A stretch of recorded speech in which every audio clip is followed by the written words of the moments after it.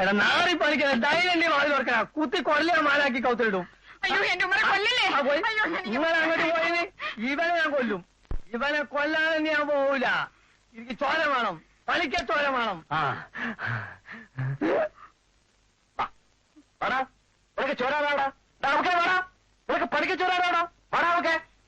നിങ്ങൾ കുടുംബമായിട്ട് കഴിഞ്ഞോടത്ത് ഞാൻ വന്നു വല്ല അതിക്രമം കാണിച്ചാൽ അതിന്റെ മോശം നിങ്ങൾക്ക് തന്നെയല്ലേ. ഞാനൊരു എന്താ ഒന്നുമില്ല എടുക്കാം.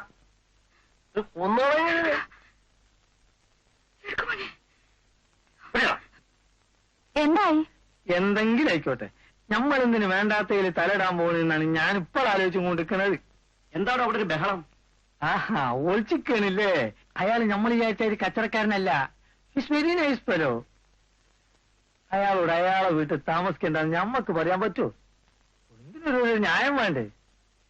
അല്ലെങ്കിലും ഈ പെണ്ണിന് ഈയിടായിട്ട് കുറച്ച് അഹങ്കാരം കൂടുതലില്ലേ?